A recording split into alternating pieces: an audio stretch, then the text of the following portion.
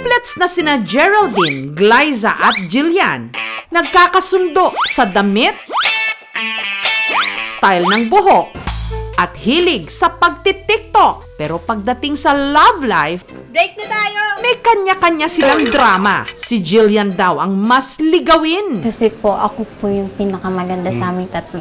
Napapasanaan na lang po talaga ako.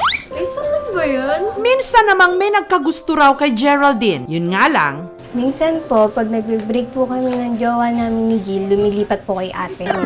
Ay, ano yan? Hindi ko na po pinapatulan kasi di naman po kami talo-talo. habang si Glyza naman walang jowa.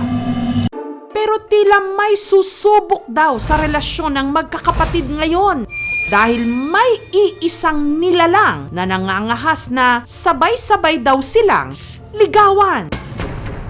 Sa akin po unang nagparamdam. Sa akin din po nagparamdam. Nagpaparamdam din po sa akin. Iisa lang po kasi yung mukha namin. Imbes na ako po yung nililigawan, nalilipat po sa kanila. Kapag po nagkwento sa akin yung isa, nagpaparamdam na din po sa akin. Same na nagpaparamdam sa kanila. Yun nga lang, ang sinasabing manliligaw, never pa raw sa kanilang nagpapakita. Panay lang daw ang pagpaparamdam. May nagbabasweet po. Ate, narinig niyo ba yun? Ilang beses din po nangyayari yun tuwing 12 a.m.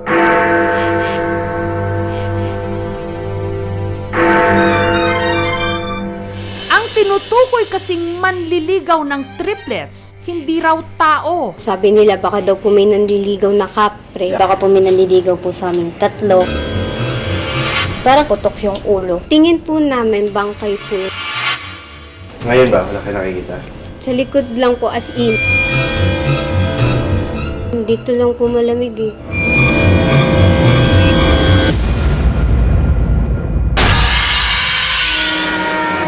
Hindi na raw sila nagtataka kung balot ng katatakutan ang kanilang tirahan. Ang kinatitirikan kasi ng kanilang bahay dito sa Baliwag, Bulacan, napapaligiran ng 4 na sementeryo. Hanggang nitong Hulyo, ang manliligaw daw ng triplets. Habang nagtitiktok po kami, may bigla pong dumaan. Natakot po kami.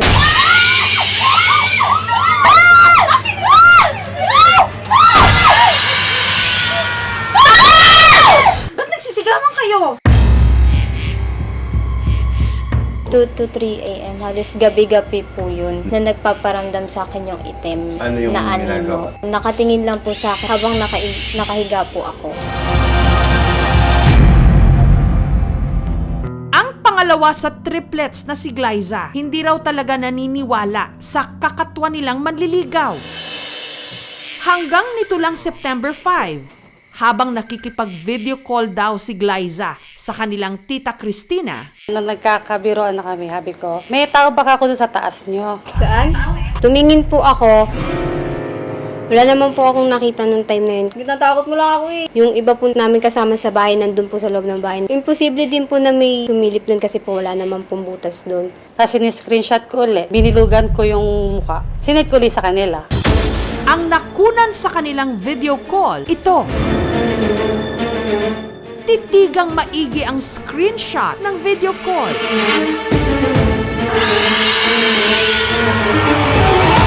Parang totoo kasi wala naman kasing susutan ng ulo niyan dahil kasi nasa biga ng pader, walang lulusutan eh. Walang Wala bintana sa eh. bintana eh. Parang bangkay siya kasi wala rin yung mata niya na. Lubog yung mata niya eh.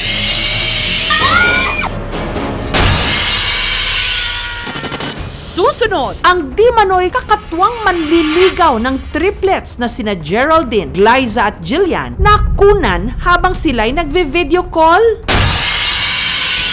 Parang bangkay. Ano ang nakunan nila? Kinilabutan po ako nung time na yun. Sa tingin ko hindi siya edited. At sa kalagitnaan ng paranormal investigation, dito siya. Humanda na dahil may nakakakilabot na aakyat ng ligaw. Feel mo lang kung ano yung mararamdaman mo. Hahaplos lang daw siya sa buhok mo. Ikilabutan ako! Pwede daw ba siyang humaplos? Dito siya ha. Susunod na! Di umano'y malignog manliligaw ng triplets na sina Geraldine, Glyza at Jillian nakunan daw sa kanilang video call. Inilabutan po ako. Feeling ko po talaga parang may nanliligaw din po sa akin. Baka yung dating nagpaparamdam sa akin. Pero habang ini-interview namin si Herceline, ang ina ng triplets, Kanina po may parang... Grabe. Grabe po. May bumubulong po. Ikilabutan ako. Po, tingnan niyo po. Dito po sa side dito. Para pong nakatingin sa atin. sa hiling na rin ang magkakapatid, inimbitahan namin ang psychic na si Ana. Nandito siya. Huwag kang matakot. Hindi kayo aanin. Ito lang siya, ito lang. Hindi to espiritu. Elemento to. Kapre. Namamangha siya sa inyong tatlo. Hindi niyo malaman kung sino sa inyong tatlo yung nagugustuhan niya. Walang something na nararamdaman ka sa maselang bahagi mo. Wala naman. O, wag mo nang intayon yun. Kasi pag nangyari yun at may naamoy kang something na maselang sa bahagi mo, may ginagawa ng hindi maganda. Huwag kang mag-alala, kakausapin ko, mabait. Bata pa eh.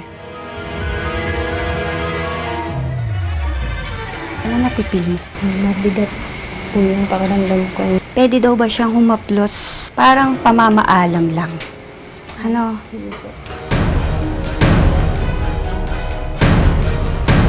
Dito siya ha? Natakot po ako nung una, pero nung nalaman ko po lahat, totoo naman po lahat yung sinabi niya. Sana po, kung pwede, tigilan na niya kami. Ang gusto ko po sana mangyari, mapaalis po. Sa tingin ko, hindi naman siya edited, manipulated. Nagkataon lang na may image na na-produce, kumbaga out of the imaginary mind ng mga nakakita. Normal lang ito, lalo na sa blurry or foggy scenario, nagkakaroon lang siya ng images. Depende on how creative your mind thinks. Hindi naman po kami gagawa ng ikakatakot namin. Kung imagination ko lang, ba't po lahat kami nakakita? Paano kung ipakita na ng iyong manliligaw ang tunay na siya? Matatanggap mo pa rin kaya siya? Thank you so much mga kapuso. Kung nagustuhan niyo po ang videong ito, subscribe na sa GMA Public Affairs YouTube channel. Don't forget to hit the bell button for our latest updates.